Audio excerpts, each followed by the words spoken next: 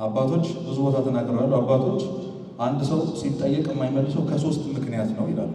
ከስንት ምክንያት ነው? አሁን ከሶስት ያላላችሁ ሰዎች።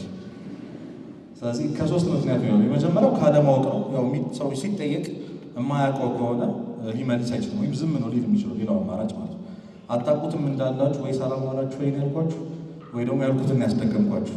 ስለዚህ የመጀመሪያው ምክንያት ለእናንተ ምክንያት አይሆንም ማለት ነው። ሁለተኛው ደግሞ እንደው ትንሽ ኩራት ካለበት ነው ይላሉ።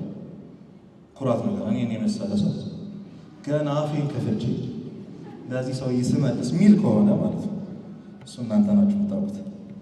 ሶስተኛው ደግሞ እንደው ንቀት ካለበት ነው ይላሉ። አሁን እንደዚህ ፈላ ልጅ እኔ ልመልስ ነው ብላችሁ ከሆነ እንደዛ ነው። ክረሽ ሰው ላይ ነው እንጂ ሃይማኖት ላይ አይሰራም። የሰማችሁ ነው። ኦርቶዶክስ ተዋህዶ ላይ ክረሽ አለብኝ አይባልም።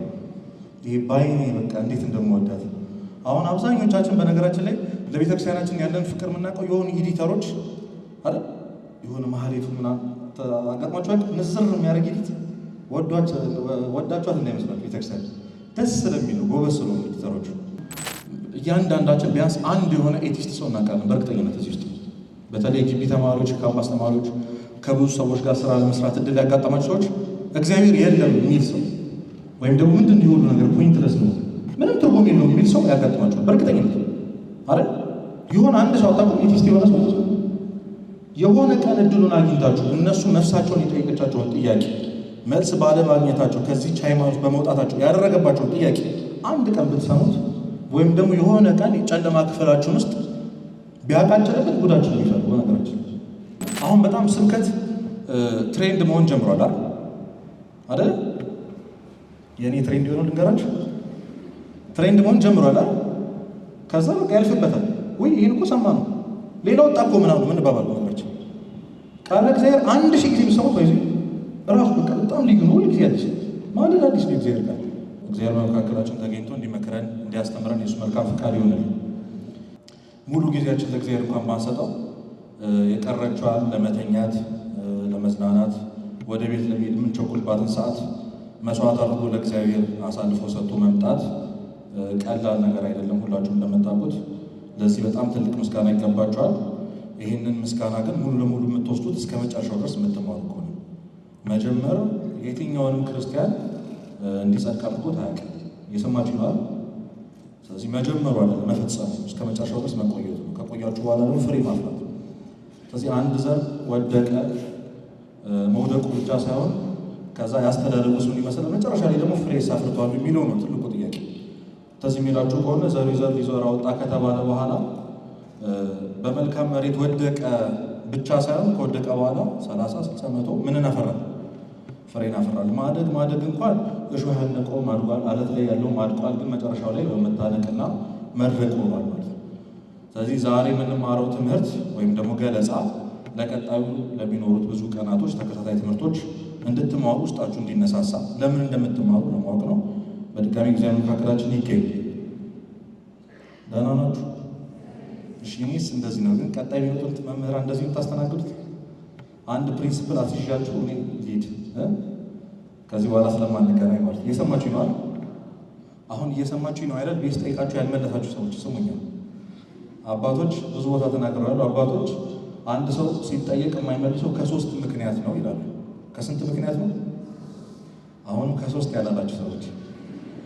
ስለዚህ ከሶስት ምክንያት ነው። የመጀመሪያው ካለማወቅ ነው። ያው ሰው ሲጠየቅ የማያውቀው ከሆነ ሊመልስ አይችልም፣ ወይም ዝም ነው ሊል የሚችለው። ሌላው አማራጭ ማለት ነው አታውቁትም እንዳላችሁ ወይ ሰላም ዋላችሁ ወይ ያልኳችሁ ወይ ደግሞ ያልኩትን ያስደገምኳችሁ።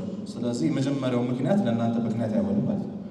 ሁለተኛው ደግሞ እንደው ትንሽ ኩራት ካለበት ነው ይላሉ። ኩራት ነገር እኔን የመሰለ ሰው ገና አፌን ከፍቼ ለዚህ ሰው ስመልስ ሚል ከሆነ ማለት ነው እሱ እናንተ ናችሁ የምታውቁት። ሶስተኛው ደግሞ እንደው ንቀት ካለበት ነው ይላሉ። አሁን እንደዚህ ፈላ ልጅ እኔ ልመልስ ነው ብላችሁ ከሆነ እንደዛ ነው። አሁንም አትመልሱ። ስለዚህ ከዚህ በኋላ አለመመለሳችሁ የሚያሳዩ ይሄን እንደሆነ እያወቃችሁ እዚህ ጋር መቆም ያለውን ስሜት እያንዳንዳችሁን አውጥቼ ምን እንደሚመስል ከማሳያችሁ ከዚህ በኋላ ለሚኖሩት መምህራን ግን ስብከት ስላልሆነ ትምህርት ተከታታይ ትምህርት ስለሆነ የሁለታችንን ተሳትፎ በጣም አስፈላጊ ነው። የሰማችሁ ነው አይደል? ስለዚህ ንቀት ብላችሁ እየመለሳችሁ ጥያቄ እየጠየቃችሁ አንገታችሁ እንኳን እየነቀነቃችሁ የምሬ ነው ብላችሁ አንድ ሰው የሚሰማው ሰው እንዳለ ሲያውቁ ነው በትክክል የሚያስተምሩ። አለዛ ይሄ ቶሎ ጨርስ አይነት ፊታችሁ የምታሳዩ ከሆነ ትክክለኛውን ትምህርት አታገኙ። ለራሳችሁ ይሄ ተስማምተናል። ስለዚህ ዛሬ የምንማረው የክርስቲያን መሰረታዊ ትምህርት ነው። አሁን ከዚህ በኋላ የምትማሩትን ትምህርት የምትማሩበት ምክንያት ምንድን ነው? አንድ ሰው እዚህ ምድር ላይ ሲኖር በጣም ወሳኝ የሆነ ጥያቄ ሊጠይቃቸው የሚችሉት ስለሚያደርጋቸው ስለሚኖርበት ህይወት አካባቢ 3 ጥያቄዎች ናቸው። የመጀመሪያው ምንድን ነው ወይም ምን እያደረጉ ነው አይደል? ከዛ ዋት አለ፣ ሀው አለ፣ ከዛ ዋይ አለ እና ምንድን ነው እያደረጉ ያሉት አለ። ያንን የማደርገውን ነገር እንዴት ነው እያደረጉ ያሉት አለ። መጨረሻ ላይ ለምንድን ነው ማድረገው የሚለው አለ። ቢገርማችሁ በጣም ወሳኙ ጥያቄ ግን ከላይ ያሉት አሉ ኦብቪየስ ናቸው። አሁን ምንድን ነው እያደረጉ ያሉት እንትን ሰው ማየት ይችላል፣ የሆነ ሰው መገመት ይችላል፣ አብሯችሁ ያለ ሰው ሊያውቀው ይችላል። እንዴት እንደምታደርጉትም በጣም ግልጽ ነው፣ አካላዊ ነው። ለምን የሚለው ቃል ግን ከእናንተና ከእግዚአብሔር ውጭ ማንም አያውቅም አይደል? አሁን እዚህ ጋር እናንተን ቆሜ የማስተምርበት ምክንያት ምንድን ነው? በጣም ኢምፕረስ ለማድረግ ነው ይመስላል። ታውቃላችሁ እንዴት ያለ መምህር ነው እንድትሉ ቢሆን ላይሆንም ይችላል። ስልችት ብሎኝ ሊሆን ይችላል። ጥሩ ስሜት የተሰማኝ ይችላል። ለምን እንደማስተምራችሁ ማለት ነው። እናንተም ለምን እንደምትማሩ ያውቃል። ማንም ሰው ያውቃል ከእናንተና ከማን ውጭ። ስለዚህ የአንድ ድርጊት የመጨረሻውን ውጤት የሚወስነው በነገራችን ለምናችን ነው ወይም ደግሞ ኢንቴንሽን። ክርስትና ላይ የምታደርጉት ነገር አይደለም እግዚአብሔር ፊት የሚጎለው ነገሩን የምታደርጉበት ምክንያት ወይም ደግሞ ለምናችሁ። ይህንን በአንድ ምሳሌ ነገሪያችሁ ልጨርስ። ሊቀ ነቢያት ሙሴ ትዝ ይላችኋል አይደል? ሊቀ ነቢያት ሙሴና ቤተክርስቲያን ስለ ኢንቴንሽን ስታስተምር የምታወዳድረው 2 ሰው ነው። ብሉይ ኪዳንና አዲስ ኪዳን ያለ ሰው የመጀመሪያው ሊቀ ነቢያት ቅዱስ ሙሴ ነው። ከዛ ያስቆርቱ ይሁዳ ነው። ሙሴ ትዝ የሚላችሁ ከሆነ አንድ ግብፃዊና እስራኤላዊ ሲጣላ አግኝቶ አይደል ለወገቡ አግዛለሁ ብሎ በስህተት ግብፃዊውን ምን ይሏል? ይገለዋል። ይህን ታሪክ የማታውቁ ሰዎች ሙሴ ሰው ገድሎ ነው ታሪክ የሚጀምረው በነገራችን። ከዛ ተሰዶ ነው 40 ምናምን ዓመት በበረሃ ቆይቶ የመጣው። አስቆርቱ ይሁዳ ደግሞ ሄዶ ክርስቶስን ከመካዱ በፊት ምንድን ያደረገው? ይስመዋል አይደል? ስለዚህ 2 ተቃራኒ ተግባሮች አሉ እዚህ ጋር መግደልና በጣም ዲፈረንስ ያላቸው ይለያያሉ።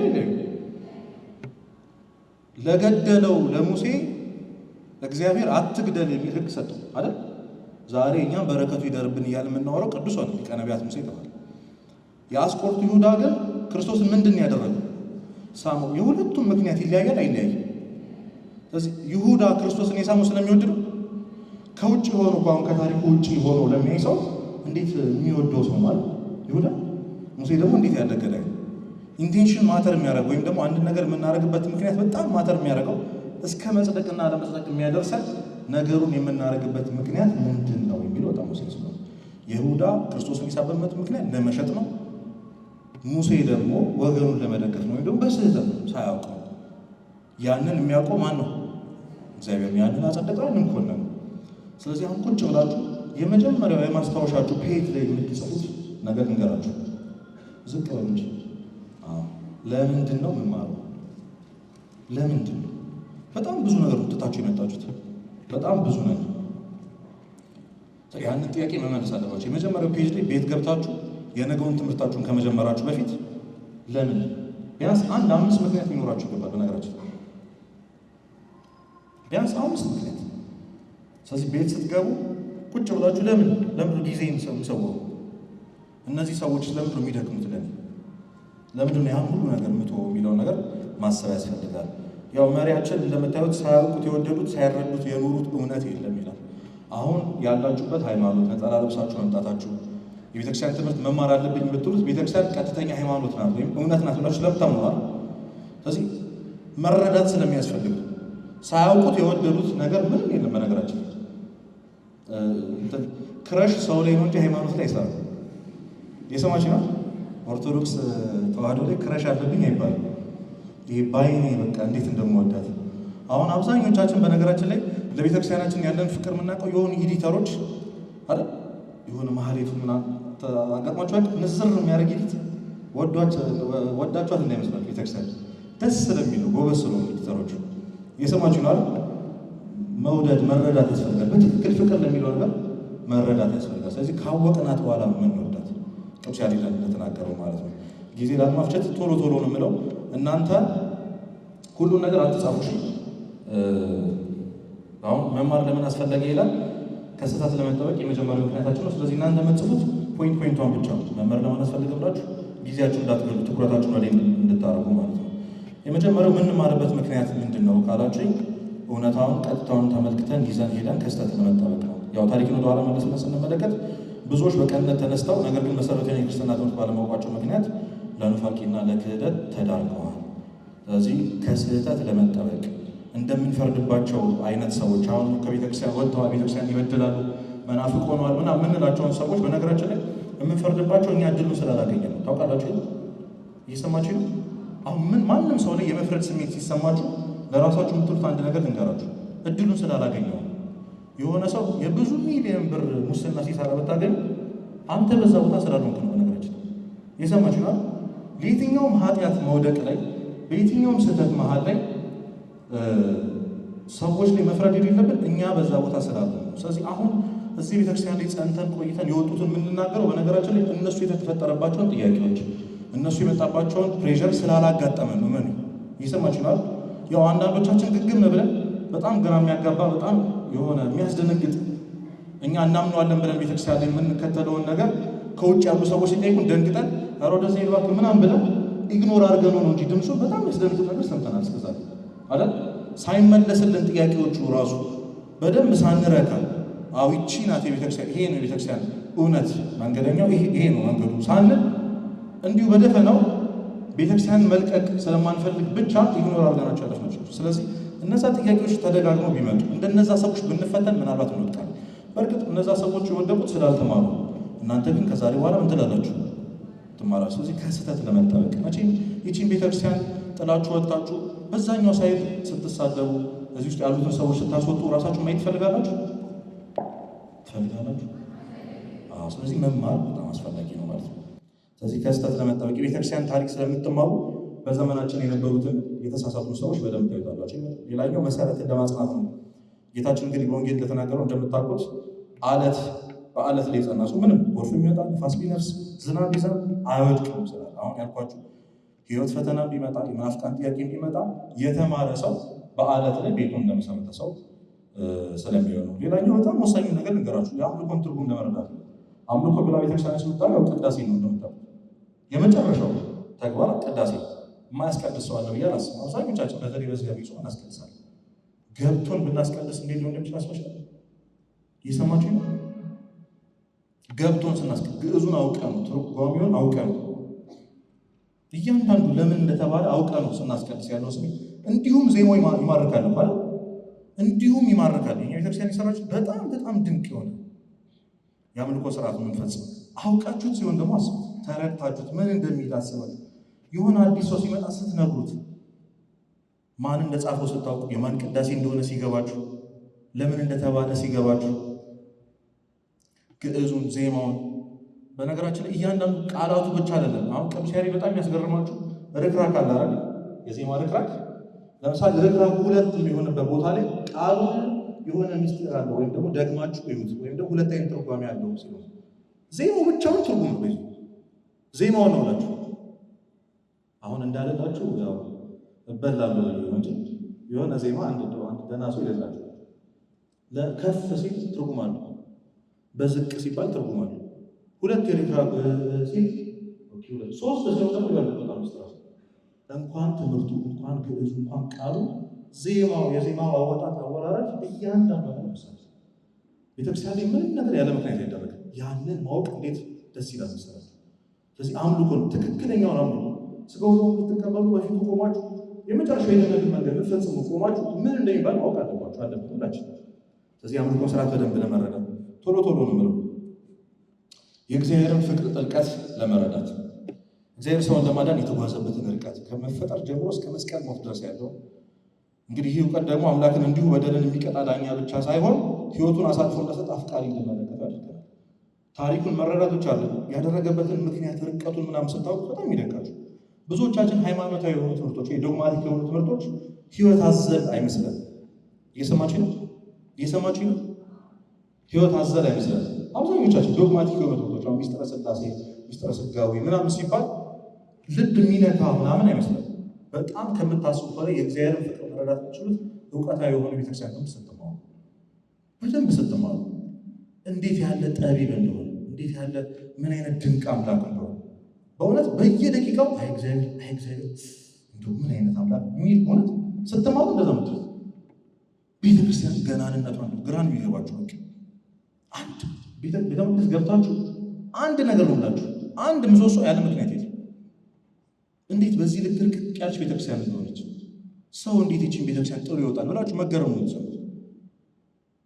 ስለዚህ የቤተክርስቲያንን ትምህርት መሰረታዊ ትምህርት በተለይ በደንብ ከዚህ በኋላ የምትማሩትን ትምህርት በደንብ ስትማሩ መኪና ውስጥም ስትሄዱ ስትራመዱ ሁሉም ነገር ስታዩ ከእግዚአብሔር ጋር ይገናኛላችሁ። እያንዳንዱ ነገር ውስጥ የእግዚአብሔር እጅ እንዳለበት ነው እያወቃችሁ። ስለዚህ ለእግዚአብሔር ያላችሁ ፍቅር እየጨመረ ይመጣል ማለት ነው። ለእግዚአብሔር ያለ ፍቅር ጨመረ ማለት በነገራችን ላይ ክርስቲያን ሆነ ማለት ነው። የሕግ ሁሉ ፍጻሜ ምንድን ነው? ፍቅር በሉ እስኪ። የሕግ ሁሉ ፍጻሜ ፍቅር። ፍቅር ደግሞ ሁለት አይነት ነው፣ ፍቅረ ቢጽና ፍቅረ እግዚአብሔርን መውደድና ሰውን መውደድ። ስለዚህ እግዚአብሔርን እንድንወደው የሚያደርገን ነገር መማር ለኛ ትልቅ ነው። የክርስትና ልዩነት ማወቅ በጣም ከ70 ሺህ በላይ ክርስትና ወይም ደግሞ ክርስቲያንን የሚሉ ሰዎች ነው ታውቃላችሁ። ከ70 ሺህ በላይ ክርስቲያኒቲ ተብሎ የሚጠሩ ክርስቲያኖች ነበር የሚጠሩ ሰዎች በጣም ብዙ ዲፈረንስ ያለባቸው። ስለዚህ እኛ ከዛ ውስጥ ነው ነጥለን እኛንም ክርስቲያን እውነተኛው ክርስቲያን የምንለው። ለምን ያጋጥማቸዋል? አንድ ቀን ከዚህ ሁሉ ክርስትና ውስጥ አንተ ጋር ያለው እግዚአብሔር እኔ ጋር ያለው እግዚአብሔር አንድ አይነት ነው የሚሉት አይደል? አብዛኛው ሰው እንደዚህ ምን እግዚአብሔር ነው ሳንወሻሽ እንናገር። ከኛ ውጭ ከዚህ ቤተክርስቲያን ውጭ ያሉ ወንድሞቻችን ያው በደንብ አብዛኞቻችን ቲክቶክ ስለምንጠቀም ስብከታቸው ይመጣልናል። ስቶሪ የሚያደርግ ሰው አለኛ በቃ በሚደንቅ አገላለጥ ስለ ኢየሱስ ክርስቶስ፣ ስለ ፍቅሩ፣ ስለ ቸርነቱ፣ ስለ ታጋሽነቱ ያወሩበት መንገድ አንዳንዴ እሱ የሚገልጽበት መንገድ አይገርማችሁ ትላላችሁ። የጣመን ማለት ነው ቤተክርስቲያን ስለማናውቅ ነው ነገራችን። የእኛን ትክክለኛው ክርስትና ስለማናውቅ የእነሱ ይጥመን በጣም በእርግጠኝነት መናገር ላልችል እችላለሁ፣ ግን ብዙ ሰው የእነሱ መዝሙር ይጥመው ስትረግል የሚያደርግ ይችላል አይደል? አይ እዚህ ጋር እንኳን እንስማ እውነት ነው። ስትረግል በጣም የሚለፋ ሰው እንዴት የእነሱ መዝሙር እየተሰራ እንዴት በቃ ራሱ የሚሰማ እኛ እኮ በጣም ኮኔክትድ እየሆነ እንደሆነ የሚሰማናል። በቃ ከክርስቶስ ጋር ኢየሱስ ጋር ህብረት እያደረገ እንደሆነ የሚሰማ በጣም ነው የሚገርመው ነገራቸው። እነሱ ኢየሱስ ክርስቶስ ብሎ የሚጠሩት ኢየሱስ ክርስቶስ ነው። እኛ የምናመልከው ጌታችን መድኃኒታችን ኢየሱስ በጣም ይፈርሳል። ስትቀርቡ ዶክትሪናቸውን ስታነቡ እነሱ በጣም ብዙ የሃይማኖት ትምህርት ስለማያስተምሩ ነው። ሁሉም ነገር ይሞታል። መታጣት ስለሌለ የሚታጣ ክርስቶስ የሚለቀስለት ክርስቶስ የለም። እነሱ ሁሉም ነገር ሰላም ስለሆነ ማለት የለባቸውማ። ፕሮቴስት የሚያደርጋቸው ሌላ ሃይማኖት የለም። ታውቃላችኋል አይደል? ራሱን የሚጠብቅ ከእነሱ ራሱን የሚጠብቅ ሃይማኖት ነው እንጂ እነሱ ፕሮቴስት አድርጎ ከእነሱ ውስጥ የሆነ ሰው ለመቀማት የሚጥር የለም። ያው እኛም ሰነፎች ነው። ስለዚህ ስለ ሃይማኖታቸው አይደለም የሚያስተምሩት። ይሄ እንዴት ነው በቂቤ የተቀባ ሬት ነው ምንድን ነው የሚባለው?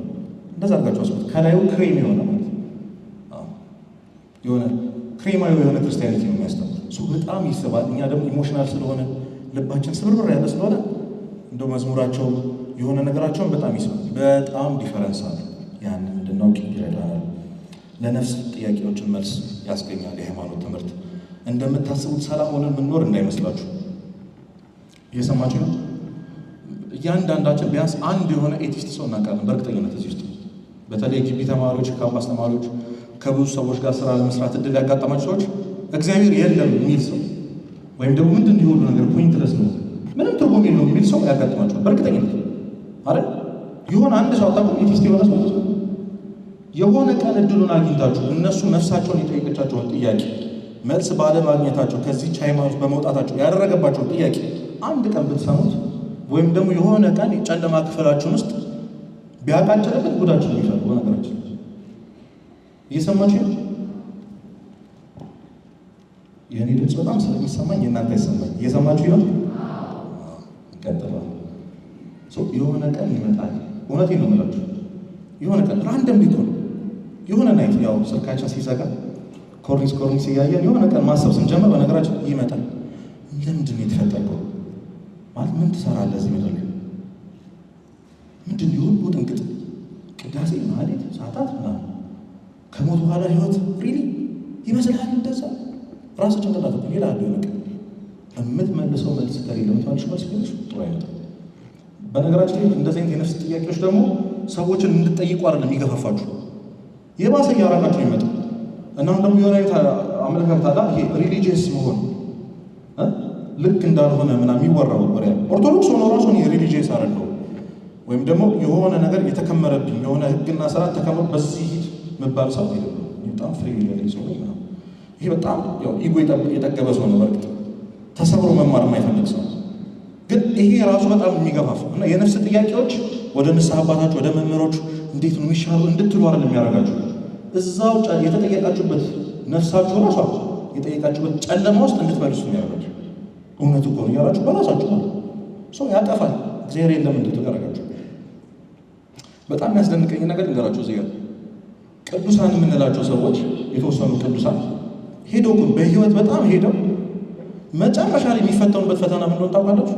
ሀልወተ እግዚአብሔር አለ የለም። እኛ ማንፈተነው ፈተና ለምን ይመስላችሁ? አሁን ለእናንተ እግዚአብሔር አለ የለም የታያችሁት አላችሁ ወይሶች እግዚአብሔር አለ የለም ለእናንተ ምንም ማሳሰቢያ ነው እንደሆነ ታውቃላችሁ። ለእኛ አለ ለማለት ምንም ስላልተውንለት እኮ ማለት ለእሱ ብለን ምንም የተሆኑ ነገር ቢኖር ወይ ቅዱሳን እስከ መጨረሻው ድረስ እስከ መጨረሻ ሁሉን ያላቸው ነገር ተተውለታል። ሁሉን ነገር እና መጨረሻ ላይ ሲደርሱ ዜሮ ሲቀሩ ከንቱ ልፋት ሊሆን ይችላል ማለት እግዚአብሔር የሚባለው ባይኖርስ ለእነሱ አይከብድም? ከኛ ይልቅ አይከብድም? እና ለእኛ በጣም ቀላል ምንድነው ፈተና ለማለት ይፈታል።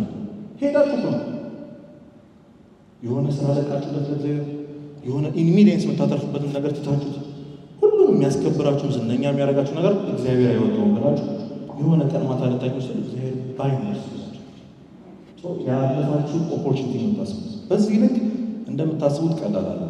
ይሄ ግን እንደው ትንሽ 20 ቀን ቆይታችሁ በደንብ ከተማራችሁ ታልፉታላችሁ በቀላሉ ለሌሎች ምስክር ለመሆን። ቅዱስ ጴጥሮስ ምን ይላል መሰላችሁ? በእናንተ ስላለ ተስፋ፣ እስኪ በእናንተ ስላለ ተስፋ በሉ፣ ምክንያት ለሚጠይቃችሁ ሁሉ መልስ ለመስጠት ዘወትር የተዘጋጃችሁ ሁኑ። በእናንተ ስላለ ተስፋ የሆነ ስብር ያለ ሰው ይመጣና ምን ኖሮ ነው እንደዚህ ሌላችሁ ይችላል። በእናንተ ውስጥ ስላለ ተስፋ ማለት በነገራችን ስለ ተስፋ በደንብ ነው የሚያወራው ቅዱስ ጴጥሮስ። ተስፋ ያሳፍር ይላል፣ እግዚአብሔር ተስፋችን ነው ይላል። እና እንደዚህ ስትመላለሱ፣ ስትደክሙ፣ ስትሰግዱ፣ ስትነሱ ይህን ሁሉ ነገር ትታችሁ ምናልባት ሌላ እግዚአብሔርን የማያውቅ ሰው ደግሞ የት ነው ቤት እንሂድ የሆነ ቦታ እንሂድ ስላችሁ አይ ዛሬ ሱባኤ ጉባኤ አለ ትምህርት አለ እንዲህ ደግሞ አዎ መማር አለብኝ ለምን አረ የሰማችሁ ማለት ለምን አንዳንድ ጊዜ አይደንቃችሁ? መነኮሳትን ስታይ በጣም አሁን ወደ ደብረ ሊባኖስ ወደ ብዙ ቆጠር ገራ የሚባል የኪዳነ ምሕረት መጣቁት ከሆነ አላውቅም ብዙ ገዳማት ስትሄዱ እውነቴን ነው እላችሁ ሆስተሶች ካፕቴን የነበሩ ማስተርስ የነበራቸው ምናምን እኛ አሁን ልንኖርበት የሚገባው በጣም የምንመኘውን ህይወት የሚኖሩ ሰዎች ታገኛችሁ። እና እኔ ጥያቄ ለምንድን ነው ማለት ማንም ሞቲቬት ሳያደርጋችሁ ማንም ሳያስገዳችሁ ማንም ሰው ፑሽ ሳያደርጋችሁ ሰው በዚህ ልክ እንዴት ነው ራሱን እየበደለ እግዚአብሔር ከፍ ያደርገኝ? አይገርማችሁ? ካህናትን ስታስባችሁ ሆነ የንስሐ አባት ያላችሁ ሰዎች ወዳት ታውቁታላችሁ። ትንሽ ደቂቃ ሰዓታት ነው የሚተኙት። በቃ የሆነ 2 ሰዓት ይተኛ ብድግ ብሎ ሰዓታት ይገባሉ ይጸልያሉ። ለምን ማለት ምን አይነት ኢነርጂ አያስገርም? አሁን እነሱ ዝግጁ ናቸው በነገራቸው እና በውስጣቸው ላለው ተስፋ እንዲህ ለሚያነሳሳቸው ነገር ሄደው ምንድን ነው እንዲህ የሚያደርጋችሁ ሲባል የሚመልሱት ነገር አላቸው። ጌታዬ እኮ ለእኔ ብሎ ክብሩን ጥሎ ወርዷል አይደል በበረት ተወልዶልኛል እንዲህ ያሉ ሰው ለዚህ አምላክ ከዚህም በላይ እኮ ይገባል ያስረዷቸዋል። ስለዚህ ለሚጠይቋቸው ሰዎች መልስ የተዘጋጃችሁ ደግሞ ላለማፈር ማለት ከቅዱሳን ጋር አንድነት ለመፍጠር ስትማሩ ቅዱሳን ሰፎቅ ትባላላችሁ፣ ቅዱስ አትናቴዎስ ትባላላችሁ፣ ቅዱስ ባስልዮስ በ300ኛው ክፍለ ዘመን የነበሩ አባቶች ናቸው። እኔ በጣም ይገርመኛል። አሁን በጣም ስብከት ትሬንድ መሆን ጀምሯል አይደል? የእኔ ትሬንድ የሆነው ልንገራችሁ ትሬንድ መሆን ጀምሯል አይደል?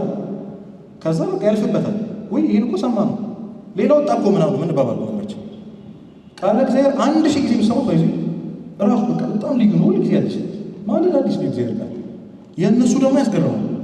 በ300ኛው ክፍለ ዘመን ማለት ባይዙ የዛሬ 1000 ምናምን ይኸው እስካሁን አልጨረስንም። ቅዱስ ዮሐንስ አፈወርቅ እንዲህ አለ እያለን አልጨረስነውም እስካሁን መጽሐፎቹ ራሱ አላሉ እንደው የእነሱን ተው።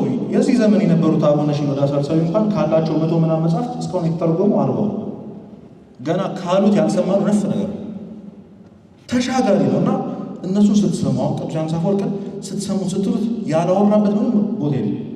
ያላወራበት በጣም ይሄ ሶሻላይዝድ የሆነውን ክርስቲያኒቲ እንደሱ የሰበከ ሰው የለም። በነገራችን ቅዱስ የለም። በጣም ለልብ የተጠጋ ስብከት ማለት እና ስትሉት ከእሱ ጋር የቀረባችሁ ከቅዱሳን ጋር የተቃረባችሁ ትምህርቶቻቸውን ቁጭ ብሎ እንደሚያስተምሯቸው እየተሰማችሁ ትቀመጥ ከእነሱ ጋር አንድነት እንድንፈጥር ይረዳናል መማራችን። እዚህ ላይ ትንሽ ሰዓት ወስጄ ይጨርሳሉ። የክርስቲያን አስተሳሰብና አኗኗርን እንዴት ይቀይራል መማራችን። የመጀመሪያው ከእኔ ወደ እኛ። ስለ ቅድስት ሥላሴ ስንማር እግዚአብሔር በራሱ ፍቅር በአንድነት በህብረት የሚኖር አምላክ መሆኑን እንረዳለን። ይህ ትምህርት አንድ ክርስቲያን ለብቻው ቆሞ መዳን እንደማይችል የግል ሕይወቱ የቤተክርስቲያን ከማህበረሰቡ ጋር የተቆራኘ መሆኑን ያስገነዝበዋል። ራስ ወዳድነትን አጥፍቶ የጋራ ሕይወትን ያስተምራል። የሐዋርያቱን ሥራ ምዕራፍ 2 ላይ ስታነቡ ክርስቲያኖች የመጀመሪያዎቹ ክርስቲያኖች እንዴት እንደሚኖሩ ታውቃላችሁ። ያው የሚመጣቁ ሰዎች ተመራለች እና ቅዱስ ጴጥሮስ ካስተማራቸው በኋላ በአንድ ስብከት 3000 ሰው ከሰበሰበ በኋላ ምን እናደርጋለን? እሺ አሁን ተከተለኝ ያለን ክርስቶስ ሁሉም ትተህ ተከተልን፣ እኛም ልንከተለው እንፈልጋለን። ምን እናድርግ? ምን ታነግረን አሉት። ጴጥሮስ 3000 ሰው በአንድ ስብከት የት ያላችሁ? ስለዚህ ከሐዋርያ ጋር ተማከሩና አንድ ትልቅ አዳራሽ ውስጥ ያላቸውን ንብረት ሁሉ ሸጠው ገንዘብን ለሐዋርያት እየሰጡ እነሱ ይገባሉ። እየሰማችሁ ነው። የህብረት ኑሮ ማለት ነው። ስለዚህ ገንዘቤ እኔ እኮ ያዋጣሁት ብዙ ነው ምናምን ሳይሆን የእኛን ህይወት ይሄ የገሌ ነው፣ ይሄ የእንትና ልብስ ነው፣ ይሄ የእኔ ነው፣ እኔነትን ሙሉ ለሙሉ ነው ትክክለኛውን የክርስትና ህይወት እንዲኖር ያደረጋቸው ቃል እግዚአብሔር። ስለዚህ ስትማሩ በትክክል ክርስቶስን ኤክስፒሪየንስ ማለት ትጀምራላችሁ። እውነቴን ነው የምላችሁ። እራሳችሁን እስክትረሱ ድረስ ሊከተለኝ የሚወድ እስኪ በሉ ሊከተለኝ የሚወድ ሁላችሁ በሉ ሊከተለኝ የሚወድ አስቀድሞ ራሱን ይካድ። ምን ማለት ነው? ራሱን መካድ። ክርስቶስን መከተል ትፈልጋላችሁ? እሱም ብላችሁ ነው የመጣችሁት አይደል? ሁሉንም ህይወታችሁ ለክርስቶስ መስጠት አትፈልጉ? አላደከማችሁም? የራሳችሁ መውጣት መግባት ማቀድ ያሰብነው አይሳካም። ደግሞ የሆነ ቀላል ሞክራለን። የክርስቶስ ግን ቀጥ ያለ ነው። በቃ የተሳካ ሾርት ከት ነው። እግዚአብሔር ታውቃላችሁ። ሰላማዊ ህይወት ለመኖር ምንም ነገር አታውቁ። በነገራችን በቃ እግዚአብሔር መከተል ግን መከተል የምትፈልጉ ከሆነ አንድ መስፈርት አለ ብሏል። እሱ ራሱ አስቀድሞ ማንን ይካድ? ሰይጣንን አይደለም፣ ቤተሰቦቹን ነው፣ ማንንም ራሱ እና ራሳችሁን እስክትረሱ ድረስ ማገልገል መጀመር አለባችሁ። ስለዚህ ይሄ ትምህርት ያንን ህይወት እንድትኖሩ በትክክል ክርስቶስ እንድትከተሉ የሚያደርጋችሁ። አሁን የሆነ ሰው ካደኝ እንላለን አይደል? ካደኝ የምንለው ወይ አበደርነው ብድር ሲኖር ወይ የሆነ ሪሌሽን ከዚህ በፊት ሲኖረን አይደል? የሆነ ንብረት ጋር ሲኖረን ከዛ ባላየ ሲያልፈን አላውቀውም ብሎ ሰው ፊት ያ ሰው ምን አለኝ? እነሱ ጋር ግን የሆነ ኮኔክሽን አለን አይደል? የሆነ ታሪክ አለ። መቼም የማታውቁትን ሰው ክደኸኛል አትሉት አይደል? ራስን መካድ ማለት የነበረህ ንብረት ያንተ እንዳልሆነ ማመን እስክትጀምር አይደለም ብለህ ስትከራከር የሰማችሁ። አሁን በደንብ የሚያገለግሉ ሰዎች እውነት በሰንበት ቤት ማገልገል እኔ በጣም የረጅም ዓመት ልምድ አለ። ትልቅ ሰው አይደለም። ከልጅነቴ ጀምሮ ሰንበት ቤት ስላደኩ በህይወቴ መመስከር የምችለው ብቸኛው ነገር የሰንበት ቤትን ህይወት ብቻ ነው፣ ጥቅም ብቻ ነው። እና ቤተሰቦቻችን ምናምንና አረ ጊዜ፣ አረ ትምህርት፣ አረ ጉልበትህ ነው። እነሱ ስለሚወዱን ከእኛ ጋር ስለኛ ከማን ጋር የሚከራከሩት? ከእኛ ጋር ጉልበት፣ አረ ጉልበት፣ የምን ጉልበት ነው እንድለ ጊዜ ሲል የምን ጊዜ ነው? ገንዘብ የምን ገንዘብ? እግዚአብሔርን ያገለግልበት ስለነበር ማለት እና ፍጹም የሆነ ራስን መካድ እንድትኖር ያላችሁ ድንቅ የሆነ ክርስትና እውነት ይኖራል። ድንቅ የሆነ ክርስትና አታስታውሱት። ሳይኮሎጂ ራሱ የሚመክረው በነገራችን ላይ ከጭንቅላት መውጣት ነው። ሰላም ያደርገው ስለ ራስህ ማሰብ አቁም ነው። በቃ ክርስትና ሰላም ያደርገው ያው ምንም ፔን አይሰማችሁማ? አይሰማችሁ? አሁን እኮ እኛ በጣም ምንሳሳው I have something to lose ብለን አይደል? እንዲህ ቢሉስ የሆነ ነገር ሉዝ እንዳታደርጉ ማለት አሁን ሰርቫይቫል ሞድ ላይ ነው። አብዛኞቻችን ስራ እንሰራለን እንወጣለን ምናምን። ለምን ምበላው መጠጣው ኪታ የቤት ኪራይ የሆነ ነገር የኛ እንደሆነ እኛ የምንቆጣጠረው ነገር እንዳለ ስትሰሙ ሁልጊዜ መድፋት ነው። ያ ደግሞ ፔን አለ። እውነተኛ ክርስቲያን ግን ምንም የሚሳሳለት እንዳያጣው የሚሳሳለት ነገር የለም። ሲጀመር ምንም ነገር የኔ አይደለም ብሎ ነው። ይሄ ሰውዬ ከእናንተ በላይ ሰላም አይደለም ምንም የለውም።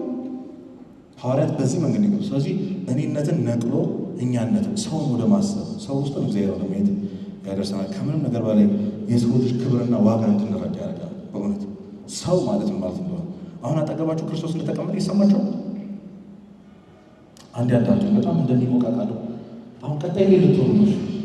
እኔ ላይ እንደዚህ ከሆናችሁ ይገባኛል፣ ለጨነቃችሁ ምናምን፣ ግን እቺ ብቻ ታውቁ እየሰማችሁ ነው።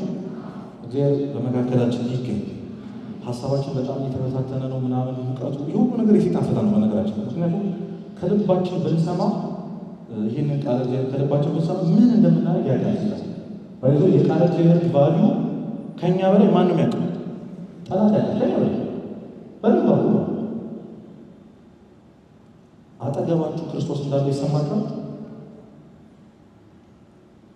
በትከሻችሁ እየነካችሁ እንደሰማችኋል? አይሰማም። ሳንካካቸው በትክክል እውነቴን መማር ቃል እግዚአብሔር ስትማሩ ለካ ክርስቶስ ከምናስበው በላይ ሩቅ አይደለም። ክርስቶስ ባል ጌታ አንድ ይወጣው ቅርብ ነው። በጣም ቅርብ ነው። ክርስቶስ በጣም ቅርብ ነው። ስለዚህ ሰው ውስጥ ያላገኛችሁትን እግዚአብሔር የትም አታገኙት። እውነቴን አትፈልጉት። የትም ክርስቶስ ወጥቷል ነው የለም የተማከሱ ውስጥ አጠገብ ያለው እንደምና ነው። ስለዚህ ሰውን የመጀመር ጓደኛችሁ ምናምን አሁን ዞሩና ይሁ እንዳላችሁ ትተፋፈራላችሁ ይሄ እንጂ አጠገባችሁ ያለው ሰው በትክክል የክርስቶስ አምሳል ምሳሌ ነው። ራሱ ክርስቶስ ነው ብላችሁ ማምናል። እግዚአብሔር ነው ሰው። እያንዳንዱ ከሰው ጋር የምታረጉት ኢንተራክሽን ማለት ከማን ጋር የምታረጉት? አሁን እኛ መውደቅ መነሳት እንፈልጋለን። እግዚአብሔር ሄደን መድኃኒዓለም እናለቅሳል ምን እላለን። ሰው እኮ አጠገብ አለ። ምንም ብትወደው አጠገብ ካለ ሰው ላይ ታስበልጧቸው። ሰው የሆነ ሰው ውስጥ እግዚአብሔርን ማለት ክርስቶስን ማለት እያንዳንዱ ነገር። እንደውም አንድ መምህር ምን ይላል? ሰው መጥቶ ሲያወራ የሆነ የምትናገረውን ነገር ለእሱ እንደተናገር ካልኩ የሚያስብልህ ክርስቶስን ሳል ይላል። መዝገብ የያዘ ክርስቶስ ይታያል። ሰው ስታይ እንደዛ ከዚህ በኋላ መሆን ያለ ሰው ሲመጣ የምናገረውን ነገር ይሄንን አጠገብ ያለውን ሰው ትሪት የማደርግበት መንገድ ክርስቶስ ሊቆጥርልኝ እሱን እንዳረኩበት ስለሆነ መጠንቀቅ ይሰማችሁ። እግዚአብሔር በሰው ስቃል ስለምናይቅ ነው። ስለዚህ የሰውን ክብር ዋጋ እንድናውቅ ይረዳናል። የታሪክ ምሳሌ አለ። አንድ አሳይመንት ልስጣችሁ ሌላ ጊዜ ከተገናኘ። እናንተ ግን በጣም ጥሩ ምሳሌ የሚሆናችሁ የሀቢብ ጊዮርጊስን ታሪክ ዲያቆን ሄኖክ ኃይሌ መምህራችን ቅድም ያስተማረን የተረጎመው መጽሐፍ አለ። ሊቀ ነቢያት ሀቢብ ጊዮርጊስ የእሱን ታሪክ አንብቡት። መጽሐፍ አለ። ጊዜ ላመፍጨት የእሱን ታሪክ እናልፈዋለን። የሰንበት ቤትን የጀመረው እሱ ነው። ግብፅ ቤተክርስቲያን ለዚህ እንድትደርስ ያደረገው እሱ ነው። የእነ አቡነ ሽኖዳ ሳልሳዊ አስተማሪ እሱ ነው። በጣም አንድ ሰው ምን መስራት እንደሚችል በጣም የሚደንቃችሁ አንድ ሰው በረከቱ ይደርብን። አሚን በሉ። የቅዱሳን አባቶች አስተምሮ ምስክርነት ይላል። ለምሳሌ ቅዱስ ጎርጎርዮስ ዘእንዚናዙ ስለ እግዚአብሔር ማሰብ ከመተንፈስ በላይ መቅደም አለበት ይላል። ቆይ አንዴ ወደ ኋላ መልስባችሁ ወደ እኔ ተመልሷል። ስለ እግዚአብሔር ማሰብ እስኪ ስለ እግዚአብሔር ማሰብ እህቶች አንድ ወንድሞች ስለ እግዚአብሔር ማሰብ አሁን አንድ ላይ ስለ እግዚአብሔር ማሰብ ከመተንፈስ በፊት ምን ማለት አለበት? አስዋሽታል። በእያንዳንዱ ኢንአውት የሚያደርገው ኤክሴልና ኢንሄል የሚያደርገው ተንፋሳችን መሀል ያለው በጣም ትንሽ ሰከንድ ነው። በዛች ክፍተት ውስጥ ራሱ መታሰብ ያለበት ማን ነው? እግዚአብሔር። ይህን ይላል አቡነ ጎርጎርዮስ። ይስሐቅ ሶርያዊ መጽሐፍትን ማንበብ መማር፣ በመማር የሚገኝ እውቀት ለጸሎት ማገዶ ነው ይላል። ሳንማር የምንጸልየው ጸሎት የት እንደሚያደርሰን አናውቅም። ስንማር ግን ጸሎታችን ክንፍ ያወጣል አለ። ይሄ በጣም ወሳኝ ነገር ነው። በነገራችን ብዙዎቻችን እዚህ ጋር የሆነ ህልም አይተን ነው ብዙ ውሳኔ ወሰን አይደል? እኔ አንዲት እህት መንገድ ላይ አስቁማኝ፣ ሜክሲኮ መንገድ ላይ አስቁማኝ፣ በጣም ሳስብበት አገኘዋለች። ሳስባለሁ እሺ። አንዲት ሴት አለች፣ እኛ ቢሮ በጣም አስቸጋሪ ናት። እንደው አስቸገረች፣ የሰማችሁ ነው። አስቸገረችና አሁን ፕሮጀክቷ ከእሷ ጋር ያለው ኮንትራት አለቀ። እሷን የማባረርና ያለማባረር ስልጣኑ ይህ ነው እና እንዴት እንደማለት ተጨንቄ አለች። ሄጄ እግዚአብሔርን ህልም አሳየኝ ብዬ ጸለይኩት። ለነገራችሁ ከሆነ ከዛ ምሽቱን አለች አንዲት ቀይ ሴት መጣ። እቺን ሴት አልወዳትም ማለት ነው። ስለዚህ ምን በያ በየትኛው መንገድ አባራት እንትን መብራት የለችም። በነገራችን እየሰማችሁ ነው። በጣም ተበላሽቷል። የእንትን እምነት ሲባል የቂቤ እምነት የሆነ እንትን እምነት ምናምን እዛ ጸበል በተፈልቆ ምናምን ቡዳ አይነት ምናምን በጣም ይመስላል። ይሄ የሞኝ ሆነ ዛሬ ቀይ ወንድም የቀሰቀሰ ዛሬ ቅዱስ ሚካኤል እንደዚህ የሚባል ክርስትና የለም። እውነቴን ነው የምላችሁ። ይሄ ጭፍን ክርስትና አጋንንት ላይ ብቻ የሚያተኩር የሆነ ምትሃታዊ እንደዚህ የሚባል ነገር። ስለዚህ ስትጸልዩ ራሱን አይጸል መጸለይ እንዳለባችሁ የምታውቁት በቃል እግዚአብሔር ቅዱስ አትናቴዎስ እግዚአብሔር ሰው የሆነው ሰው አምላክ ይሆን ዘንድ በጸጋ ነው የሚለውን ታላቅ ዶግማ ያስተማረን በመማርና በመመራመር ነው ይላል። እኛ ላይ የሚመጣው ለውጥ በተለይ ሰንበቴ ጸንታችሁ ቁጭ ብላችሁ መማር ከጀመራችሁ ምን እንደምታተርፉ ነገራችሁ። የመጀመሪያው ልብን ማለስለስ ነው። ወደዚህ ትኩረታችሁን ጨርሻለሁ። የመጨረሻው ስላይድ አንድ ብቻ የሚቀር ልብን ማለስለስ ነው። ሁላችንም ማልቀስ እንፈልጋለን፣ መሰበር እንፈልጋለን፣ የሆነ ነገር እንዲገባን እንፈልጋለን። አረ ተማር፣ እውነቴን ነው የምላችሁ፣ ባይገባም ተማር። ክርስቲያን ሰፈር ይመጣና ይኸው 10 ዓመት ተማርኩኝ ምንም ሊገባኝ አልቻለም፣ ልቤን ሊነካው አልቻለም አለ። መፍትሄው ምንድን ነው? ተማር። አሁን ቃለ እግዚአብሔር እንደ ውሃ ጠብታ ነው። የውሃ ጠብታ አለትን ምን ይላል?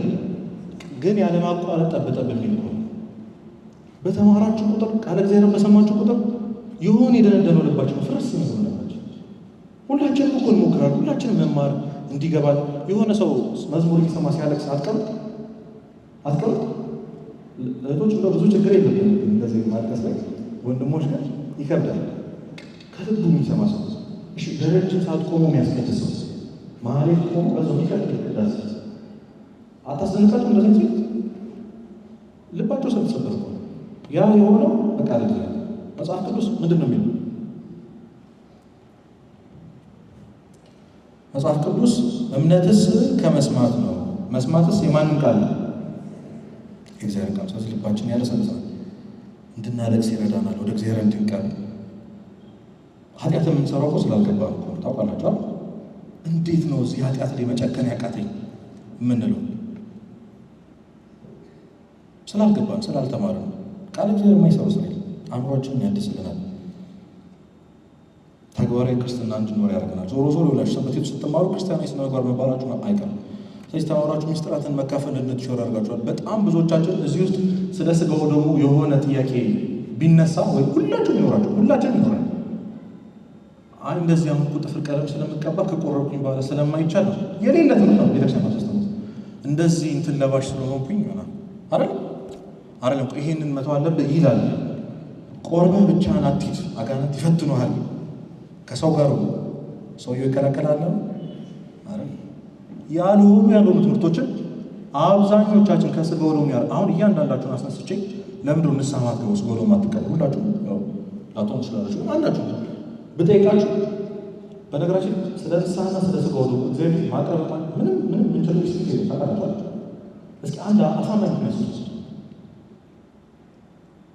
አሳማኝ ምክንያት ሰው ስጋው ደሙ መቀበል በዚህ ምክንያት አይችልም ብላችሁ አንድ ምክንያት ነው። እግዚአብሔር ወደ አያድርግ እንደው የንስሐ ሞት ያድርግ ሁላችን አሜን በሉ እንጂ። ከዛ በላይ ደግሞ የንስሐን ህይወት ያድርግ። እኛማ ያው ሰራ መጨረሻ ላይ አረ በጠፈ ምንድነው ደስ የሚል ንስሐ ገብቼ በሞት እንደው ነው አማማቴን አሳምረኝ እኮ ያው ተገጭተን ቢሆን ሆስፒታል የንስሐ ባሌ ጥሩልኝ ያቺን ያሳፍራቸው። ማንም የንስሐ መኖር አይፈልግም። ሊሞት ሲል ግን ያስፈራሱ። አሁን እንደው የሆነ በሽታ ይዞ ለ3 ቀን ነው ያለህ ቀን እድሜ ቢባል ምን ታደርጋለህ? ስለ ንስሐ አስቦት ይቀበላሉ። መጀመሪያ ያላዩዋቸውን ገዳማት ትዞራሉ። አሁን ነገ እንደማትሞት ማን ነግሮ ማን ቃል ገብቶ እና አንድ ምክንያት ሰበብ የለም። እግዚአብሔር አንድ ቀን እዛ ፊት አቁሞ ለምንድነው ንስሐ ያልገባው ብሎ ቢጠይቀን ምን ልንለው? አሞኝ ዳስ ነው በነፃ ምን ልትል ስራ በዝቶብኝ ከአንተ በላይ 8 ቢሊዮን ህዝብ አለበት እኮ እግዚአብሔር ለቢዝነስ ከሆነ ምን ልትሉ ምን ልንለው? ስላልተማርን ብቻ ግን ሁላችንም ለምንድን ነው ማቆሮ ሲባል ስለዚህ ምክንያት ለምናቸው ለምን ስላልተማርን። መማር ግን ይህን ህይወት እንድናገኝ ያደርገናል። ማህበራዊ ምስክርነት እንዲኖረን። አንደኛ ዮሐንስ ምን ይላል መሰላችሁ? ክርስቶስ ለእናንተ ራሱን አሳልፎ እንደሰጠ እናንተ ደግሞ ለጓደኞቻችሁ ለሰዎች ራሳችሁን አሳልፋችሁ ልትሰጡ ይገባችኋል። ጠባያችን ይገራል። ከ20 ቀን በኋላ በእርግጠኝነት ቤት ስትገቡ ሌላ ሰው እየሰማችሁ ነው። ሌላ ሰው እኔ እዚህ ጉባኤ ላይ የተማሩ በጣም ብዙ ሰዎች አውቃለሁ። ይሄንን ያዘጋጁት የተማሩ ናቸው። የመጀመሪያ ሁለተኛ ዙር ሰዎች ናቸው። እናንተ እንድትማሩ ምክንያት ይሆናቸው። እዚህ ሰንበት ውስጥ ያሉ ይህንን ያዘጋጁ የለፉ ብዙ ነገራቸው ትተው ኮምፕሊትሊ ህይወታቸው የተቀየሩ ሰው አቃል እጅ ባስወጣ አሉ እንዳለ ጥቅጥቅል የምታዋቸው ሰዎች የሰው ቤት ተማሪዎች ናቸው እንዳለ ስንት ቀን እንደፈጀባቸው እነሱ ያውቁታል እንደለፉ። ህይወታቸው እንዲቀየር ትፈልጋላችሁ አትፈልጉም? አንድ የመጨረሻ ጠይቃችሁ ትፈልጋላችሁ አትፈልጉም? ፈልጉ ታገኛላችሁ ብሏል ክርስቶስ። አንድ ሰው በዚህ ምድር ይኸውላችሁ ደሊስት መጨረሻ ማድረግ የሚችለው ነገር ቢኖር በጣም ቀላል ነገር መፈለግ ነው። የሰማችሁ ነው አይደል? ለምሳሌ እኔ መብረር እፈልጋለሁ። መብረር ከባድ ነው ቀላል ነው? በተግባር ከባድ ነው ቀላል ነው? በጣም ከባድ። መፈለግስ ማን ይፈልግ? ግን አበሩ ብድግ ብዬ 1.240 ምናምን ሚሊዮን ብር እንዲሁ ያምረኛል። ከየት ይመጣል? አይውላችሁ ምድራዊ ነገሮች ስለፈለጋችኋቸው አታገኙ። በጣም ሀርቦ ይፈልጋል። እግዚአብሔርስ ማለት ከ1 ምናምን ሚሊዮን ከመብረር ከፕራይቬት ጀት በጣም ከፋንሲ ህይወት ከዝና ማን ይበልጣል? እግዚአብሔር እንደነዛ እንኳን ልፋት ይሆ አይገርም። እኔ ቤት ፈልጉ ምን ትላላችሁ? አንኳኩ ምን ይላችሁ? እሱንም እኮ እኛን ማስገደድ ስለማይፈልጉ ታውቃላችሁ። የሰማችሁ መፈለግም ስራ ሆኖ መፈለግ ነው ያለባችሁ። ኃላፊነት ይሰጣል። እንደው አስገድዳችሁ እንዳይሆን ብሎ እኮ እንዴት ያለ ቻራላ ሆነዚህ ስለፈለገ ብቻ ሰው እንዴት ይገኛል? ሰው ስለፈለገ ብቻ የሞት መድኃኒት አሁን ኢምፒሪየንስ $1 አለ የሚሸጥ በፍላጎት የሚሸጥ ስጋው ደግሞ አይደል? ካልፈለጋችሁ አትቀበሉ፣ ከፈለጋችሁ መንገዱን ታውቃላችሁ። በጣም ሲምፕል ክርስትና መፈለግ ብቻ። ቀንበሪ ለዚህ ነው ሸክሜ ቀሊል ነው ቀላል ነው። ህጉ ከባድ ይመስላል፣ እግዚአብሔር ሲመጣው ቀላል በጣም ከባድ እንዳይመስላችሁ። ቀጣዩን 20 ቀናት መማር እየሰማችሁ ነው። እንደዚህ ሞልታችሁ ለመማር ከባድ ነው። አሁን 20 ቀን በመሀል ቢያምን የሆነ ነገር ይፈጠር አታስቡ። ኮንሽስ ማይንዳችሁ አውጡት ተነሱ።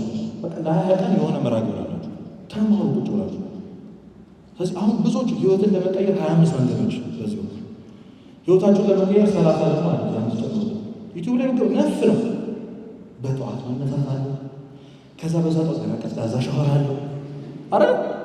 ከዛ መቆጠብ አለ። መዓት ስራ ነው። እዚህ መታችሁ ለመቀየር ያላችሁ ብቸኛው የምታረጉት ነገር መፈለግ። ሰው ከፈለገ ምንም ነገር ስለሚያደርገው ክርስቶስ። ስለዚህ መማርን ፈልጉ። ህይወቴን መቀየር እፈልጋለሁ። ከዚህ በኋላ ከዛሬ ቀን በፊት የነበረችው አንቺ፣ ከዛሬ ቀን በፊት የነበርከው አንተና ከ20 ቀን በኋላ ከዛሬ ቀን በኋላ ያላችሁ ተመሳሳይ ነው። እመኑ። የዛሬ 20 ቀን ስትመረጡ እመጣለሁ። በመሀል ምንድን ከሰጡኝ እመጣለሁ። ህይወታችሁ የሆነ ነገር ፊት ካላረገ እውነት ይላችሁ እኔ እቀጣለሁ። በስንትና ሴት እግዚአብሔር ይህን ትምህርት ከልባችን ተምረን ጸንተን ቆይተን ከዚህ በኋላ በሚመጡት ቅድም እንዳልኳችሁ ዲያብሎስ ቫሊዩን ያውቁታል። ምን እንደምናደርግ ምን እንደምንቀይር ስለሚያውቀው ማለት ነው። ዝም ብላችሁ ጥጋችሁ ይዛችሁ ሶስተኛ ሰው ሆናችሁ ማለት ነው። እንዴት ዲስትራክትድ ያደረጋችሁ እንደሚጠል ይወጣችሁ ማለት ነው። ጉድ እኮ ነው የምትሆነው። እኔ ቦሌ ሄጄ እንዳልማር ምንድን ነው የሁሉ ትርምስ? ሶስተኛው ዓለም ጦርነት እዚህ ሊመጣ ይችላል። አንተ ልትቀርብ የሰማችሁ ነው። ስለዚህ በኡራኤል ያለው ሚሳኤል ነው ዞራችሁ በዚህ ወቅት እሺ በሉ እንዳትቀሩ። እግዚአብሔር ይርዳን ሁላችንን። ወስብሐት ለእግዚአብሔር።